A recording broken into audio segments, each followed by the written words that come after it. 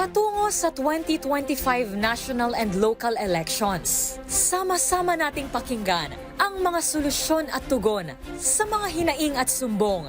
Sa talakayang nakasentro sa mga isyu ng bayan, ang tanong ng publiko, bakit ikaw? Hatid ng buong puwersa ng DZRH at The Manila Times. Mapapanood nationwide sa DZRH TV, live din sa DZRH News website at sa The Manila Times streaming channel. Pati na rin sa mga social media account ng DZRH, DZRH TV at DZRH News Facebook, YouTube at TikTok accounts. Bawat Pilipino, kabahagi sa programang Sentro ang Boses ng Masa. Bakit ikaw? The Town Hall Election Series. Bilang paghahanda sa nalalapit na 2025 national and local elections, nagsimula na nga tayo sa pagsusuri at pagkilala kung sino ang mga pasok sa pamantayan ng mga karapat-dapat na mahalal sa posisyon batay sa mga katayuan ng mga kandidato sa iba't ibang issue na kinakaharap ng bansa. Sa ating nakaraang episode, pinakinggan natin ang mga suliranin sa sektor ng edukasyon at kalusugan. At dito nangibabaw ang pagkukulang sa quality education at universal healthcare na matagal nang ipinangako, ngunit hindi pa rin lubusang natatamasa ng maraming Pilipino. Ako si Ezra Raya ng The Manila Times. At ngayong araw, nakasentro naman ang ating talakayan sa ilang grupo sa ating lipunan. Malaking bahagi sila ng voting population, kaya mahalaga na maisulong ang kanilang mga interes. Ang tanong, nare-representa ba sila ng sapat sa Senado? Ako naman si Karen Oyong at ito ang DZRH and the Manila Times Town Hall Election Series.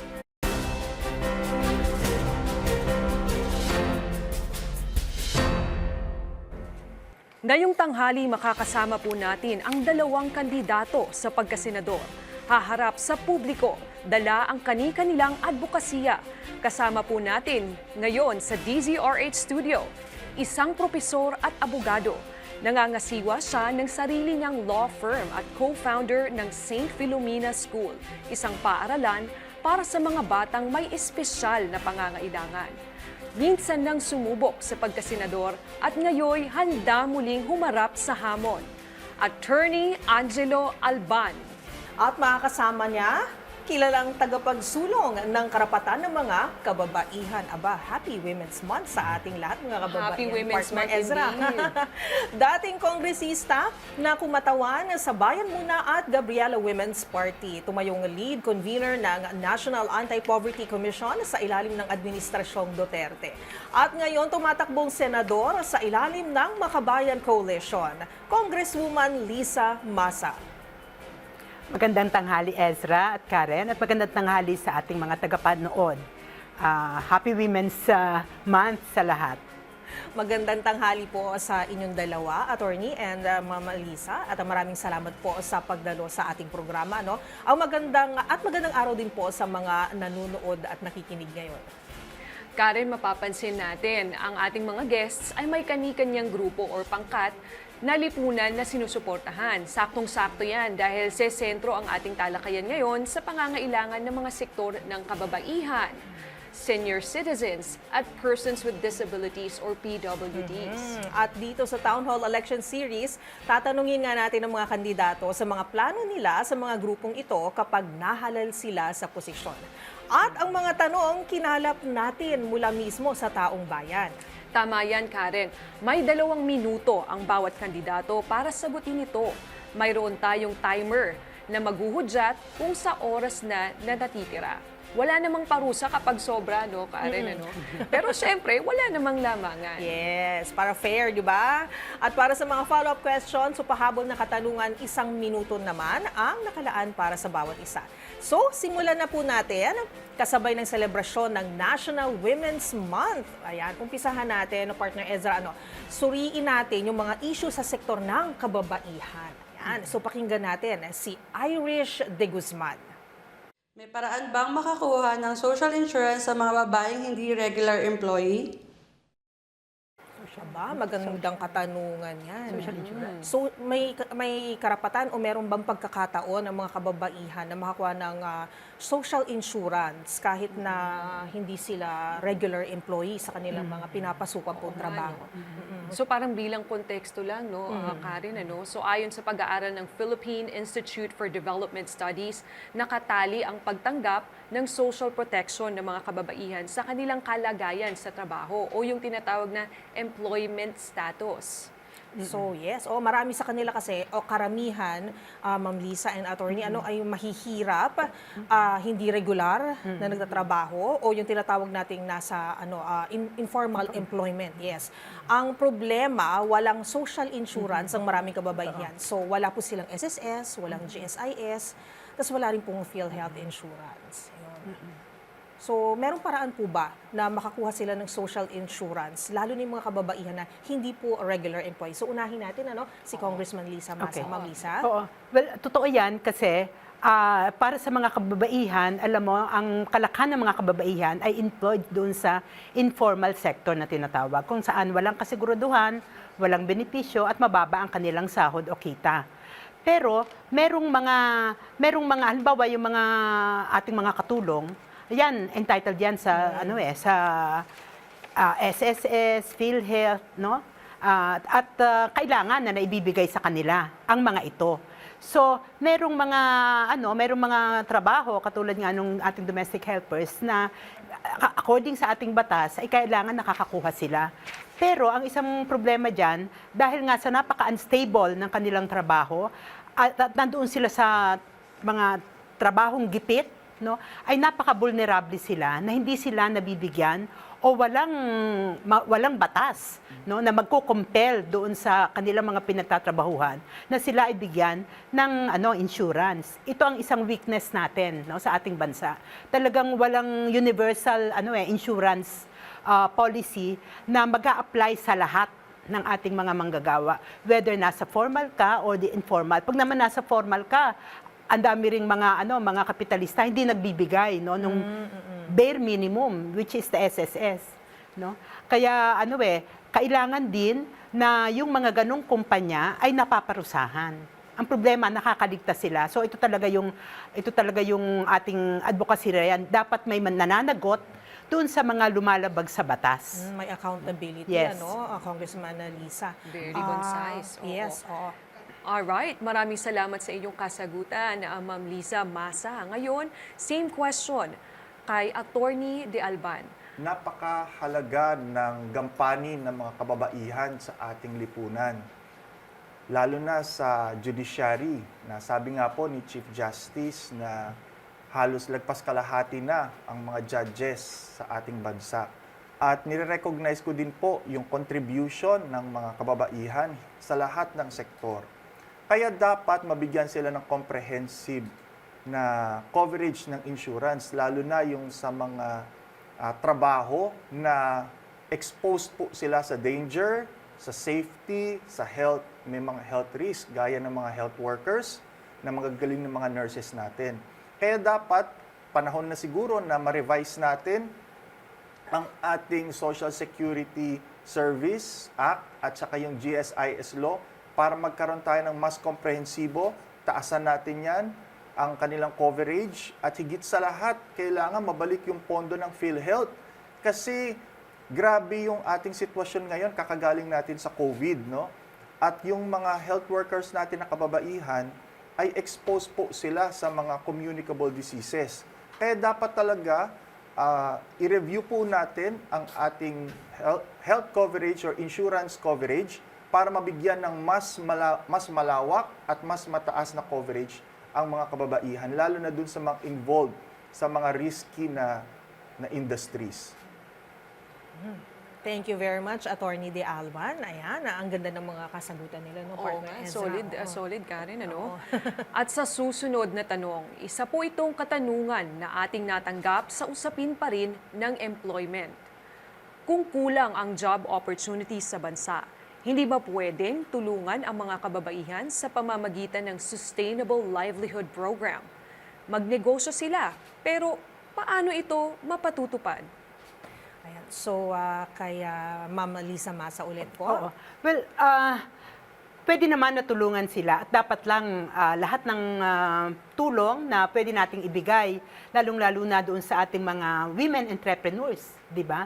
Na itong ating mga women entrepreneurs talagang sa mga pag-aaral, nakikita na talagang napakataas nung kanilang productivity at saka yung output nila. So kailangan silang tulungan doon sa halimbawa doon sa kapital, at saka doon sa mga tools na kinakailangan nila.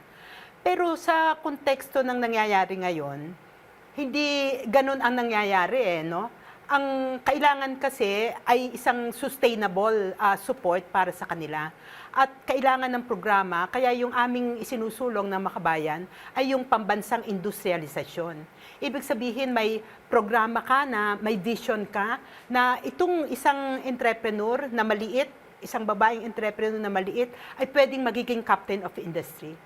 No, sa ngayon kasi pinapaboran ng mga tax incentives at saka mga pabuya itong mga foreign corporations, hindi yung ating mga lokal na mga entrepreneurs. Itong mga lokal na pwede nating i-develop bilang industrialist, no? At yung mga babae, dream ko yan na maging captains of industry ang mga babae at kayang-kaya natin yan.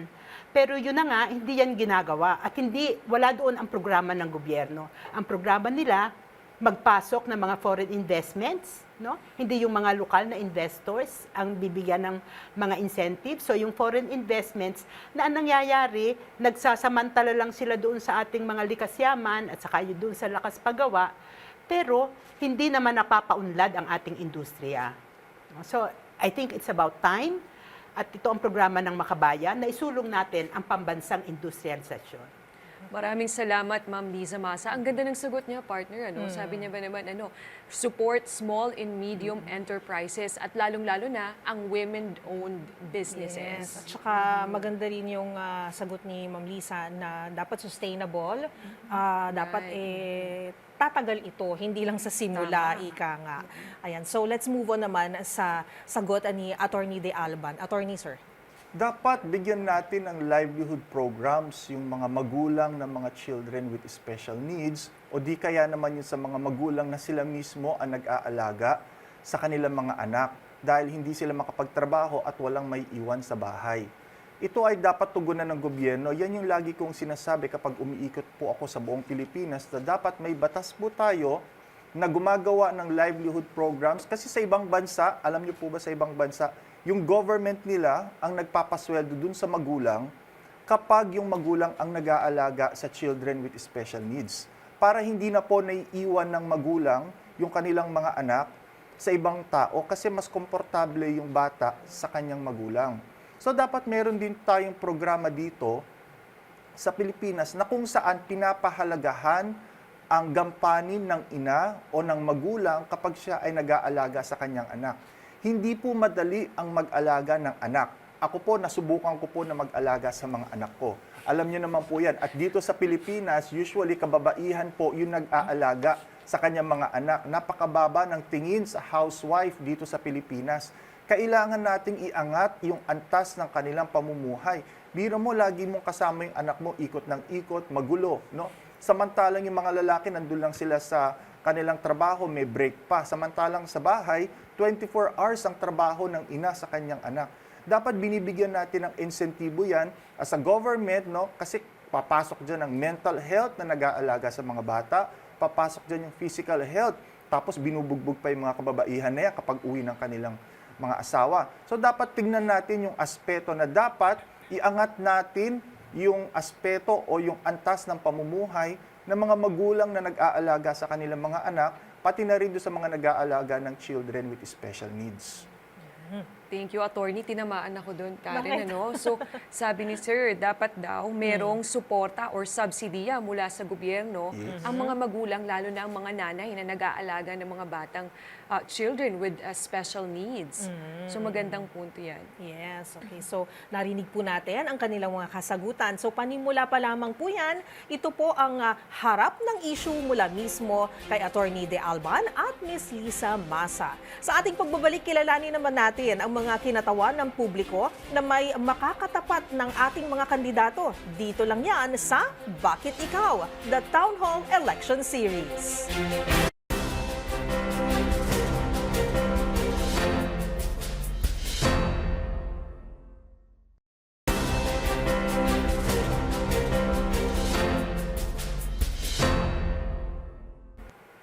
Nagbabalik po ang Town Hall Election Series. Sa episode natin ngayong araw, Karen, pinag-uusapan natin yung social needs o mga pangangailangan ng iba't ibang sangay ng lipunan.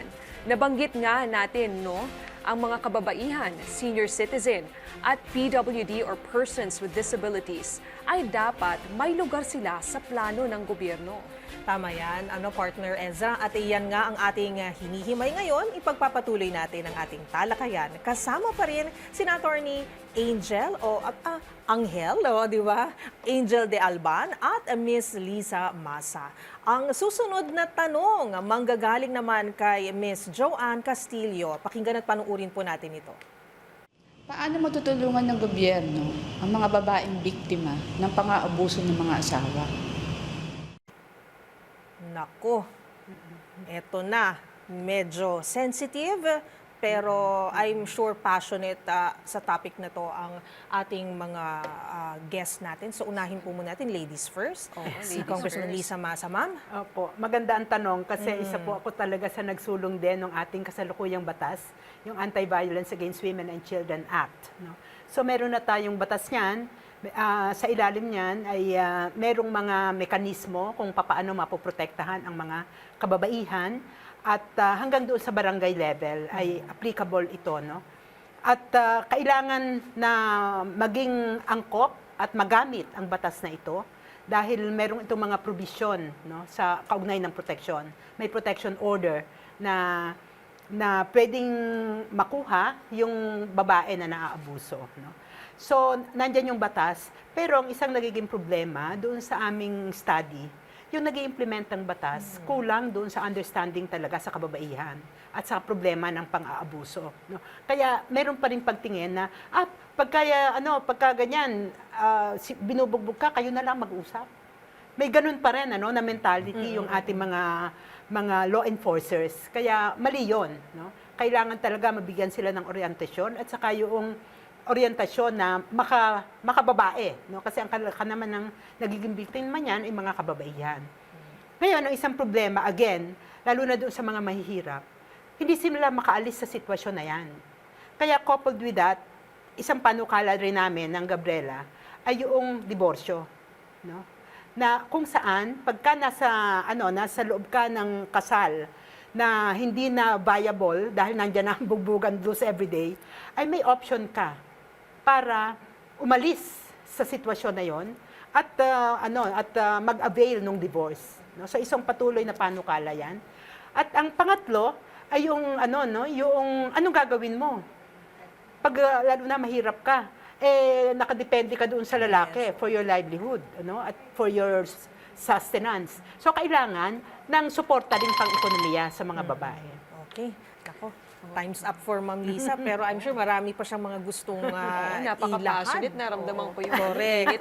partner. Naunahan na rin tayo ni ma'am, pero yun nga sa issue ng domestic violence, dapat na nga bang payagan ang diborsyo sa Pilipinas. So, isinusulong rin po yun ng inyong hanay. So, salamat po, Ma'am Lisa. Susunod naman po tayo kay Attorney De Alban. Ito po yung lagi kong inuulit-ulit kapag umiikot po ako sa aking kampanya na husgado po ang solusyon sa maraming problema ng Pilipinas. Kapag pinondohan po natin ang husgado natin, dadami po ang korte, dadami ang judges, bibilis ang kaso, hindi nawawala ng gana ang mga witnesses, madaling ma-resolve ang mga cases. Sa aspeto ng violence against women, kapag po mabilis ang kaso, madali natin mapapakulong ang mga lalaking nambubugbog ng asawa. At kapag sila ay nakulong, malaki po ang parusa dyan, matagal na pagkakakulong, magtitino po sila sa loob ng kulungan. Ang problema po kasi ako po ay isang litigation lawyer, alam ko po na medyo may kabagalan ang kaso natin dahil napakaraming kaso, ngunit kakaunti lamang ang korte. Kaya ang aking solution dyan ay kailangan itaas natin ang pondo ng husgado, hindi po para mapunta sa sweldo ng mga judges. although kulang na kulang po ito. Kailangan po natin taasan ang pondo ng husgado para makagawa po ng maraming korte at makapag-hire po tayo ng maraming judges. Nang sa ganon, kapag i-file mo ang domestic violence laban sa asawa mo, madali po itong mareresolve ng korte, hindi po sila overloaded, hindi po understaffed ang ating mga korte. Kapag mabilis po ang takbo ng kaso, madali nyo pong maipapakulong ang mga taong nambubugbog ng asawa at ng mga anak. Ito lamang po kasi ang constitutional, legal, and feasible way para po mapabilis ang ating kaso dito sa Pilipinas. Nasubukan na po natin yung mga extrajudicial, social media exploitation na po na yan, na pinag-aaway po natin sa social media, pero sa korte rin po ang bagsak ng mga yan. Dadami lang po ang kaso, pero kakaunti pa rin ang korte. Kaya dapat dagdagan po natin ng mga korte, dagdagan natin ng mga justices para po bumilis ang kaso, makulong kagad yung dapat makulong at mapawalang sala yung mga inosente. Ayan. Aba, Thank you po. saktong-sakto.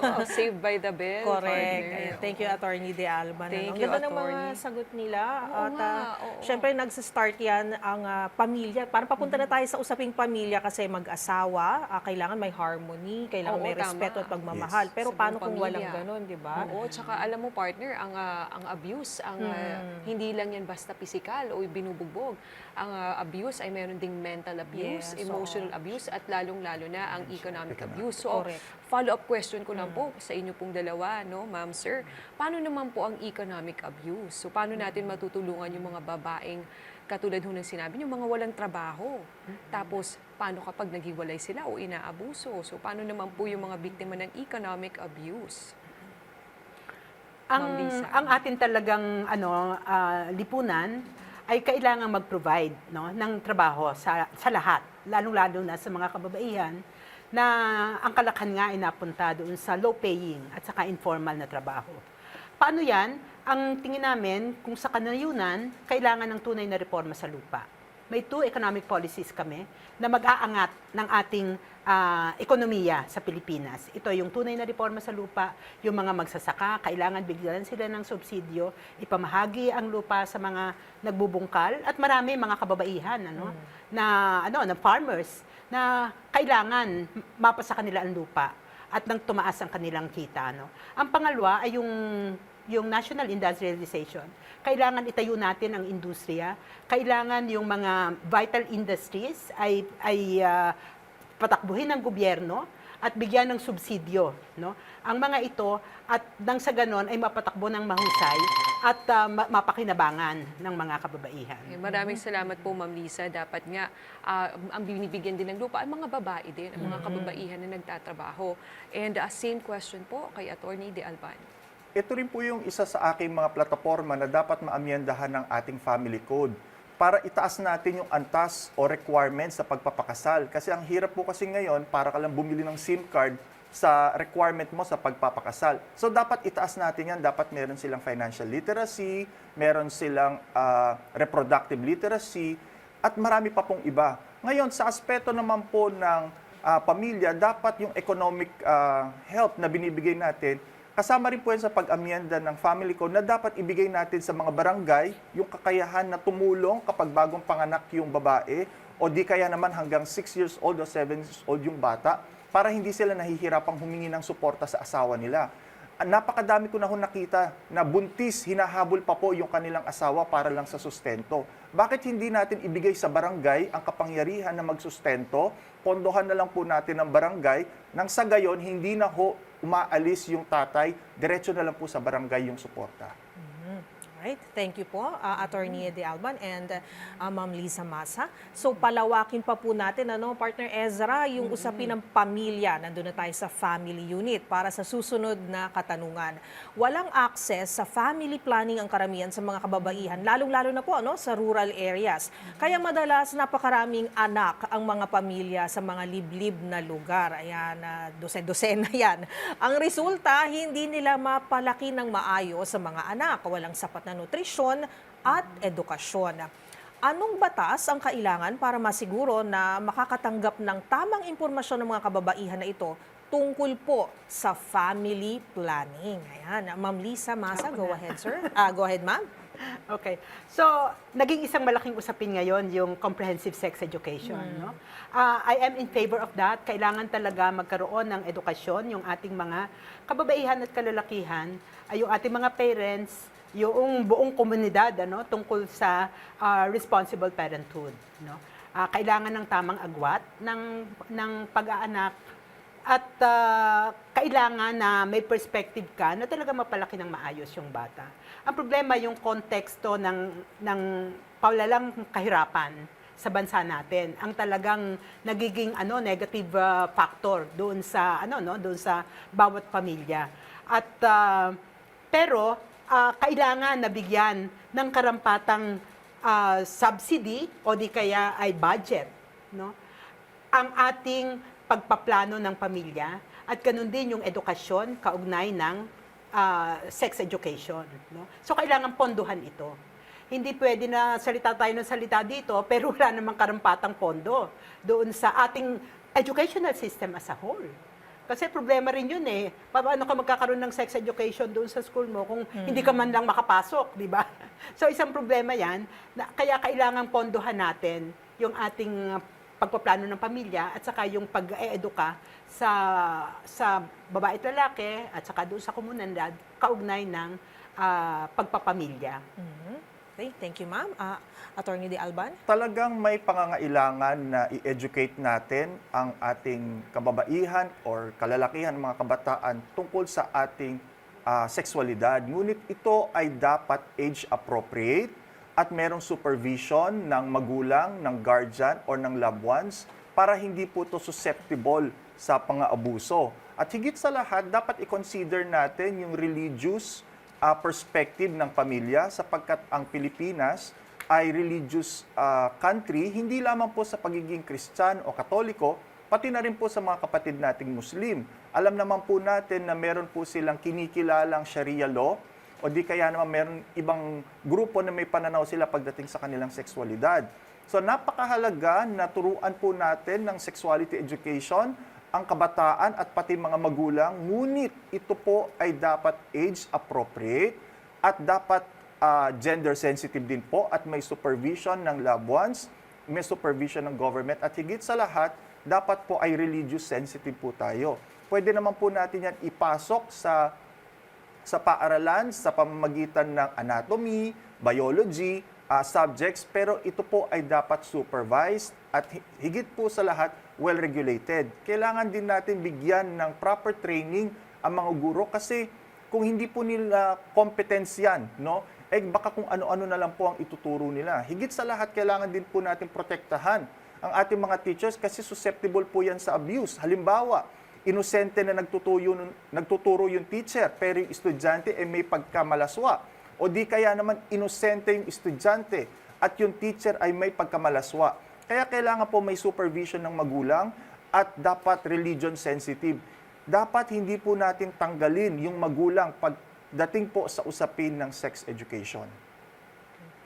Thank you, Attorney De Alban. Ayan, so, very tricky kasi yung topic ng family planning, divorce and family planning, ano. So, Lalo na yung edukasyon. yes, marami kasing mga sensitivities na kailangan nating i-take into consideration sa mga usapin nito. And maganda din yung sagot ng ating mga guests ngayon kasi nakita nila yung kumbaga magiging feelings at opinion ng iba't ibang mga sektor tungkol dito. Tama. At Diba? saka gusto ko yun age appropriate, Yes, oo. supervised at dapat protective. Protected ang ating mga minors. And at the same when it comes time, to that. Partner Ezra, no, we have to consider as well na napaka-religious kasi ng ating bansa, di ba? So, isa pa yun sa sensitive topic na kailangan very careful din ang mga future na mga senators natin pagka they will be crafting the law about family planning and the like. Alright? Alright. Kaugnay ng usapin ukol sa mga bata o kabataan na hindi nabibigyan ng sapat na atensyon sa kanilang paglaki. May katanungan din po si Ginang Amalin Avellino. Anong tulong ang mabibigay ng gobyerno sa mga kabataan na mayroong disabilities? Okay. So disabilities naman po ang ating katanungan. Ano? So idagdag lang natin for context, ayon kasi sa pag-aaral ng United Nations Children's Fund o UNICEF noong 2022, mayroong 1.6 million na batang Pilipino na may disabilities. So ano po ang tulong na maibibigay sa inyong palagay, ang kailangan tulong na dapat ibigay ng gobyerno sa mga kabataang may disabilities? Go ahead, Attorney De Alban. Ang children with special needs ay napakamalapit sa aking puso kasi meron po akong pamangkin na merong cerebral palsy and autism. Yung kapatid ko pong babae, anak po niya yon. Meron din po akong mga pamangkin na may autism. Kaya alam ko po ang hirap ng pagpapalaki po sa kanila. Bilang senador, itataguyod ko po sa Senado na gumawa po tayo ng batas na pondohan natin na magkaroon dapat ng free therapy every week ang mga children with special needs at free developmental assessment yearly. Dapat po ito para masubaybayan po natin yung kanilang paglaki. At higit sa lahat, yung nasabi ko po kanina, dapat may livelihood programs ang mga magulang na nag-aalaga sa kanila. Higit sa lahat, no, isa pa ito, hindi po persons with disability friendly ang ating mga kalye, ang ating mga lugar. Kanina ho, may nakasalubong ko, naka-wheelchair, hirap na hirap po kasi paangat ho yung kanyang pinupuntahan. So itong mga bagay na to dapat isabatas natin ito eh. Bakit? Para hindi po tayo nagmamakaawa sa mga politiko natin. Recently, may nilabas ang PhilHealth, no, yung category Z ba yan, no? Pero yan ay sa ngayon lamang dahil eleksyon. Dapat gumawa tayo ng batas, yung package Z na tinatawag nila, pero napakaliit na subsidy ng gobyerno. Dapat ilagay natin ito sa batas para institutionalize sa whether you like it or not, whether the government likes it or not, whether kakampi ka namin sa politika o hindi, maibigay ito ng libre. Hindi na po dapat nagmamakaawa ang mga magulang ng children with special needs para po sa therapy. Kasi sa ngayon, hindi naman po kasalanan ng mga therapists o mga doctors ito eh. May kakulangan po talaga sa pagtaguyod sa gobyerno. Kaya kung gagawa tayo ng batas na magbibigay ng pondo sa kanila, no, hindi na po tayo nagmamakawa, hindi na po pipila yung mga magulang, hindi na po iiyakan ng mga magulang ang benepisyo ng gobyerno para sa kanilang mga anak. Thank Very you, Attorney De passionate. Alban. Oo nga, di ba? So, Ramdaman ko yung init, partner. kasi from personal experience din. So, talagang... Yes, oo. So, ngayon naman tanungin natin si Ma'am Liza Masa, Ma'am. Dapat po yung ating plataforma para sa serbisyo ay ayon sa prinsipyo that no one should be left behind. Especially yung mga bata at kabataan with disabilities. Kaya ako po ay unang magpapanukala nung talagang pagtiyak no, na tama ang datos natin kaugnay ng sino ba ang may disability.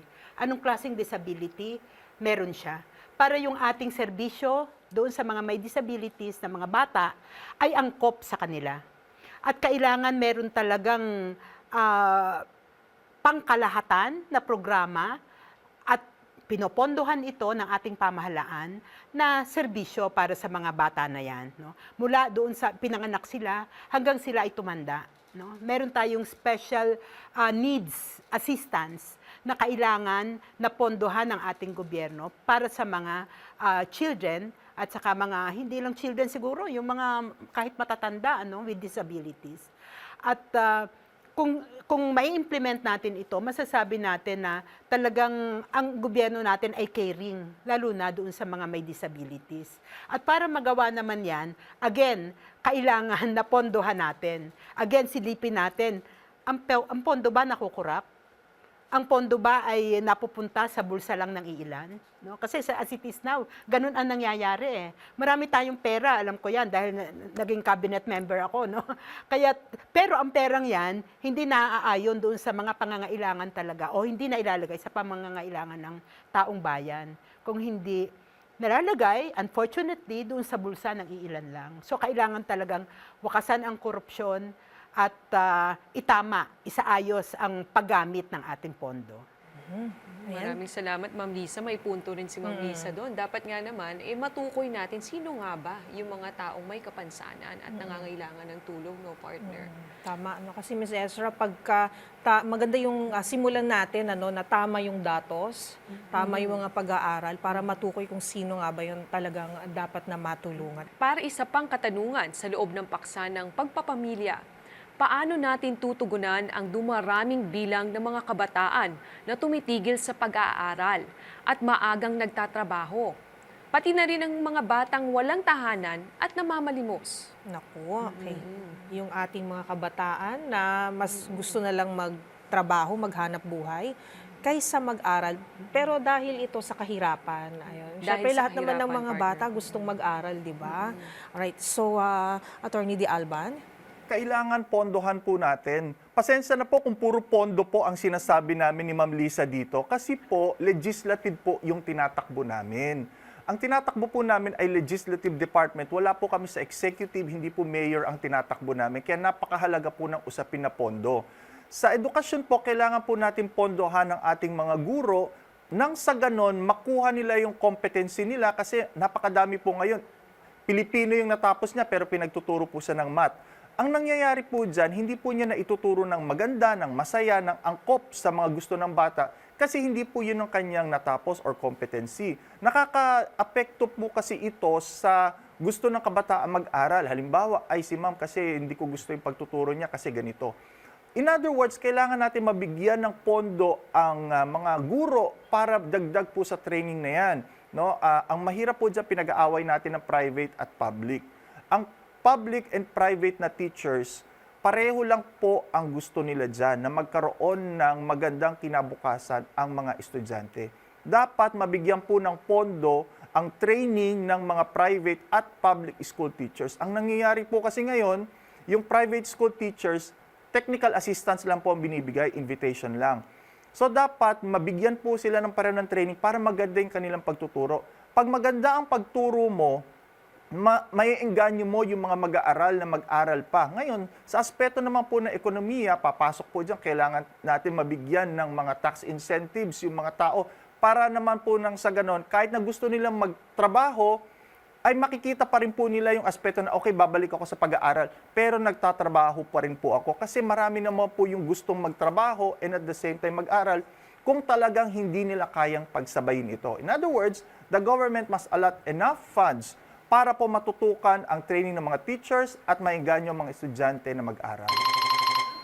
Thank you. Attorney De Alban? Oo, talagang ang ugat kung bakit hindi nakakapag-aral ang mga kabataan natin at nagtatrabaho ng bata pa lang ay yung kahirapan. So in the long term, kailangan talagang solusyonan natin yung ating kahirapan, no? Nang sa ganon, ang mga kabataan ay makapag-aral. Kailangan na wag nating i-privatize yung ating edukasyon. Kasi ngayon, wala tayong ginagawa para magkaroon ng mas maraming mga public schools, no? Sa lahat ng antas ng pag-aaral. At ang nangyayari pa nga, napaprivatize. No? Ngayon, yung K-12, di ba? Ang daming pondo nilalagay na doon sa mga private schools, di ba? Para doon sa mga senior high. So sa ganitong direksyon, talagang mas lalong hindi nakakapag-aral ang ating mga kabataan. Kaya kailangan again, i-reiterate natin yung pondo. Wala pa tayo doon sa 5% na kailangan na minimum, no, based doon sa international standards na pondo para sa ating edukasyon as a percentage of GDP. No? So kailangan nating abutin yon at maaabot natin yan, again, sa pamamagitan ng pagpapaunlad ng ating ekonomiya. At the end of the day, talagang pupunta tayo doon sa pagbabago ng ating economic policies, no? Para mailuwal yung yaman na kinakailangan para sa mga serbisyo natin tulad ng edukasyon.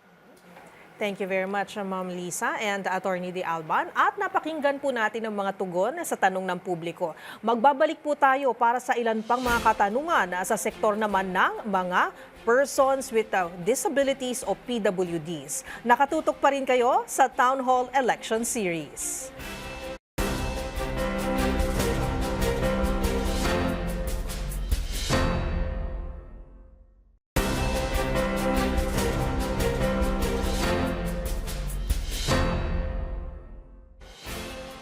Kasama pa rin po natin ang dalawang kandidato na tumatakbo pagkasenador, si Attorney De Alban at Miss Liza Masa.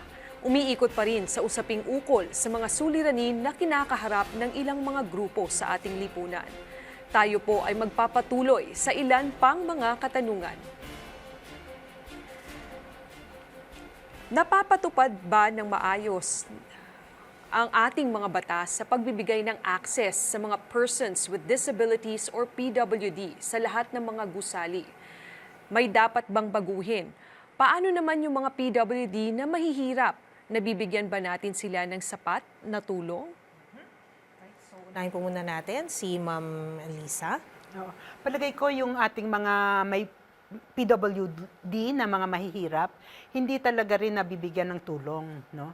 Kasi as a general situation, lagi silang left behind eh. Lagi silang underserved, no? Kaya kailangan talaga na magkaroon again ng investigasyon doon sa ating mga mahihirap kung sino ba doon ang may PWD at kinakailangan ng tulong at mabigyan sila ng tulong, no? So I think meron tayong polisiya na kailangang i-institute kaugnay nito. Kaugnay naman nung pagpasok sa mga buildings, no? Ay hindi pa rin talaga PWD friendly ang ating mga buildings, no? Meron pa nga mga buildings walang elevator, walang escalator, talagang aakyat ka sa hagdan. Papaano naman kung ka na nga, no, PWD ka. So problema talaga 'yon. Kaya kailangan ng compliance. Kasi meron na tayong mga batas na dapat ang ating mga buildings, sa ating mga kalsada ay PWD friendly, no? Pangatlo, tungkol naman doon sa isang problema rin, yung mga fake IDs, no? So tingin ko, yung kaugnay ng mga fake IDs, walang fake ID kung walang magbibigay ng fake ID. So hindi doon sa recipient, doon talaga sa giver. Kaya kailangan mapanagot, kailangan maparusahan itong mga nagbibigay ng fake IDs. And these are, in the government, di ba? So, kailangan talaga sila ang managot kaugnay ng mga fake IDs. Huwag nating sasihin yung mga tao. Kasi yung mga tao na yan, hindi makaka-access ng mga fake IDs kung walang nagbigay sa kanila. No? So, minsan kasi sinisisi natin yung mga PWD and then lahat sila, no? Kahit yung totoo namang PWD ay napuput into bad light, no? So, kailangan talaga parusahan yung nagbibigay ng mga fake IDs. Mainit na issue kasi yan, yung fake PWD cards, po. Dahil pagka nabibigyan nga yung mga hindi naman nararapat, nababaliwala yung mga karapat-dapat naman na maka-access sa tulong at syempre dun sa mga, sabihin na natin, benefits na binibigay ng ating pamahalaan at ng ating bansa para sa mga totoo PWDs. For Attorney De Alban, ano pong inyong masasabi? Ang pinakamasakit po dito sa estado ng persons with disability natin sa Pilipinas ay government mismo ang number one violator ng kanilang access sa mga public buildings. Pumunta po kayo sa mga national buildings at local government buildings. Wala po silang rampa, matataas po yung kanilang hagdanan, walang elevator po yung kanilang building. Kaya ang aking panukala dyan, kailangan dagdagan natin o lagyan natin ng penal provision. Yung batas natin, para itaas yung karapatan ng mga persons with disability. Tingnan mo, susunod po lahat yan. Ang problema po kasi natin sa batas natin, mababa o walang penal provision, meaning hindi sila makukulong kapag hindi nila sinunod. Pag naglagay ka ng penal provision dyan, wala silang magagawa dahil madedemanda po sila. Pangalawa, kailangan po talaga ng libreng developmental assessment o kailangan ma-refer po ang mga kabataan natin at ang mga PWDs natin sa tamang espesyalista para mabigyan po sila ng diagnosis. Kasi po, ang disability ay hindi naman po lahat yan ay physical. Meron po dyan mental. Kailangan wag nating inegate o baliwalain yung mental health or mental disability ng isang tao kasi hindi po lahat ay visible disability. Dapat intindihin po natin, lalong-lalo na po sa mga children with special needs, na hindi po dapat po nating i-affirm yung kanilang condition. We raise awareness para hindi po sila in denial. At tungkol naman po doon sa mga fake PWDs, dapat po talaga ay bantayan natin yung mga nag-i-issue ng mga ID. Meron po bang basihan para magbigay po sila ng PWD ID dun sa mga taong humihingi nito. At kung meron naman pong assessment, may diagnosis naman po, ay dapat po siyang bigyan. Thank you very much, Attorney De Alban and Ma'am Lisa. Siguro, Partner Ezra, yung follow-up ko na lang tungkol pa rin patungkol sa issue ng mga PWDs is yung mga caretakers, yung mga magulang na nag-aalaga ng mga bata na PWD o di naman kaya kahit hindi po mga senior citizens na rin na mga mahirap na trabaho PWD. yan, So, partner. medyo mabigat siya, Mabigat challenging yan. siya. So, para po sa inyong dalawa, Ma'am Lisa and Attorney De Alban, paano po ba ng gobyerno magagawa na matutulungan kahit paano maiibsan o di naman kayo mabibigyan ng suporta yung mga magulang o caregivers o caretakers po ng mga PWDs, Ma'am Lisa? Oo. Well, unang-una, kailangan talagang bigyan sila ng assistance. We should have more home care, no? At saka yung mga establishments na pwedeng alagaan ng ating mga PWDs. Dito kasi sa ating bansa hindi uso 'yan di ba? Oo, Institutions and Oo, at facilities. hindi maganda ang mga facilities, ang pangit. So kailangan panahon na para itayo itong mga ito.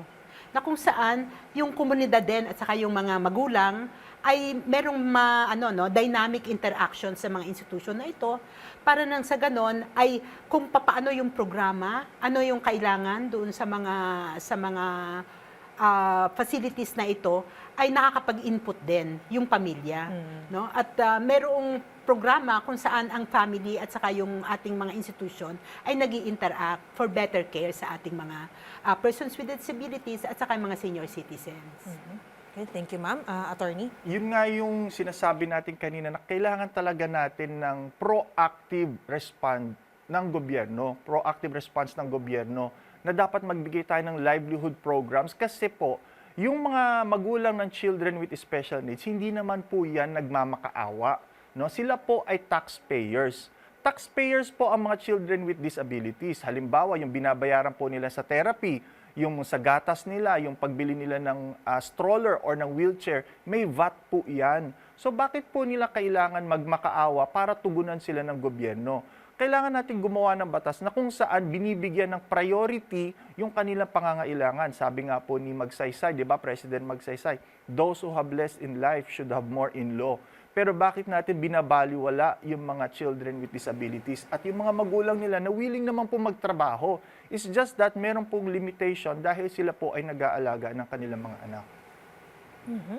Maraming Thank you. salamat, Attorney. Isa pa pong katanungan, Attorney and Ma'am Lisa. So, paano naman po yung mga PWDs o persons with disabilities, pero able-bodied sila? So, ito yung mga PWDs na gustong maghanap buhay. So, paano naman po sila makakahanap ng employment? O kapag gusto nila magtrabaho? Ay dapat tanggalin natin yung discrimination sa workforce, no? Kasi kung ang disability mo naman ay hindi nakakaapekto sa iyong trabaho, dapat kompleto ang iyong sweldo. No? Kasi hindi naman po siya nakakaapekto sa efficiency mo, sa competence mo, so dapat kompleto yung ibibigay sa iyo. Ito nga yung sinasabi natin na dapat ang mga persons with disabilities should be given equal status, if not more, kasi they have less in life. Napakahirap na po ng kanilang kondisyon, tapos hindi sila i-hire dahil may discrimination. Sasabihin nila, ay ikaw ay nakasaklay, therefore hindi ka pwede maging clerk ng bangko. Hindi naman kailangan tumatayo lagi ang clerk ng bangko. Dapat nga nakaupo ka dyan para hindi ka nakikipagchismisan, no? So dapat bigyan po natin ng kaukulang tugon yung mga persons with disabilities kasi kaya naman po nilang magtrabaho at ang trabaho po nila ay hindi naapektuhan ng kanilang disability. Gusto ko yun, partner. Equality in the workforce. Kahit pa sa mga PWDs natin. Kung able bodies naman sila, no? Tama. Oo. Ma'am Lisa, may gusto po kayong idagdag? Opo.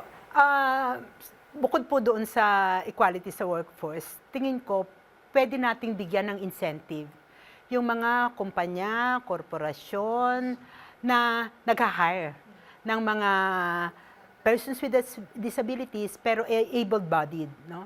Halimbawa, maraming stages ng production, for example, or sa isang opisina na pwedeng gawin pa rin ng mga persons with disabilities.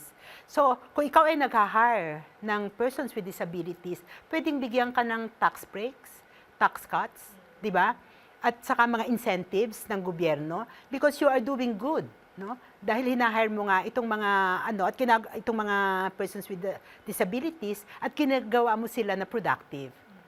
Thank you, Ma'am Lisa and Attorney De Alba. No? So, ang ating diskusyon ngayon, Partner Ezra, ang topic ay napakaganda kasi dito natin nakikita na ang Filipino community dapat ay magkaroon ng empathy para sa isa't isa, magkaintindihan tayo kung ano ba yung pangangailangan natin, kung ano ba yung mga dapat nating gawin para pagsilbihan din yung isa't isa, no? Para maramdaman natin at maramdaman ng taong bayan na ang gobyerno ay kumbaga nagmamahal sa kanila, binibigyan sila ng importansya, di ba? So, yun yung gusto nating alamin sa ating mga guests ngayong umaga, kung ano yung gagawin nila sakali nga mailuklok sila sa pwesto, di ba? Para sa ating mga PWDs, para sa ating mga kababaihan, para sa pamilya, at para sa mga kabataan. Tama, partner. At saka dapat ang progreso, dapat kasama lahat. Inclusive. Sama oo. all. Yes, sama all. Sama Maganda all. yan, Partner Ezra. Ayan. At muli, yan po sina Attorney Angelo de Alban at dating Congresswoman Liza Maza tumatakbo pagkasenador para sa 2025 national and local elections. Maraming salamat sa inyong mga ibinahagi ngayong araw. Maraming salamat din sa mga nakibahagi sa ating talakayan, ang taong bayan na nanguna sa diskusyong ito. Ako si Karen Oyong. At ako si Ezra Raya. Abangan sa susunod na linggo ang isa na namang issue na ating hihimayin kasama ang iba pang mga kandidato bilang mga susunod na lider ng bansa. Para sa mas pinalawak na mga diskusyon, Tungo sa maalam at responsableng pagboto, ito ang DZRH and the Manila Times Town Hall Election Series.